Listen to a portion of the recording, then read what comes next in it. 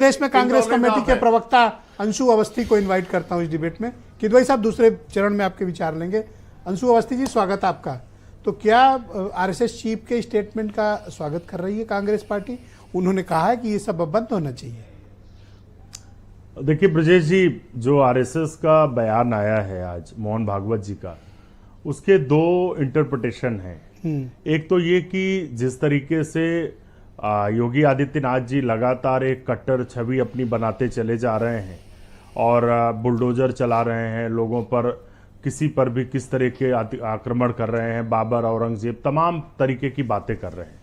और आरएसएस को ये बात समझ में आ रही कि जो देश के लोग हैं उनको अब कट्टरता से परेशानी हो रही है, लोग अपने रोजगार अपनी समस्याओं को लेकर पीड़ित हैं।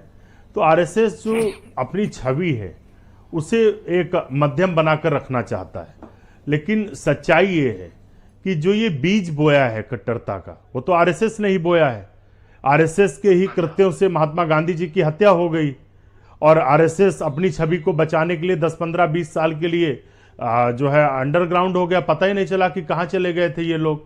हम लोगों ने तो उस जमाने में, हम लोग किताबों में पढ़ते हैं कि जब गांधी जी की हत्या हुई उसके बाद इनको कोई दूर से छूता भी नहीं था। धीरे धीरे फिर इन्होंने अपनी छवि को मेकअप किया और फिर से एक माहौल बनाकर खड़ा किया। तो अब वो, अगर मोहन भागवत जी वाकई में प्रभावशाली हैं, कहते हैं वो, तो योगी आदित्यनाथ जी को लेकर उन्होंने स्पष्ट ये संदेश दिया है। तो ये आपको सामने दिख जाएगा कि आरएसएस की जरूरत भाजपा को है कि नहीं है। यदि आरएसएस की जरूरत होगी तो उत्तर प्रदेश में बदलाव होगा, बड़ा एक्शन होगा। लेकिन नड्डा जी तो पहले ही कह चुके हैं कि हमें जरूरत नहीं है।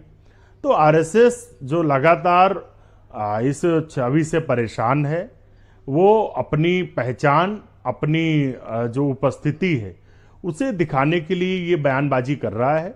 लेकिन आप ये जरूर दिख जाएगा कि भारतीय जनता पार्टी कितना उनको प्रश्रय देती है, कितना उनकी बात का रिगार्ड करती है, ये आने वाले समय में आपको उत्तर प्रदेश के परिप्रेक्ष्य में दिख जाएगा। बहुत शुक्रिया। मैं अमरनाथ मिश्रा जी को इस कार्यक्रम में आमंत्रित करता हूँ। मिश्रा जी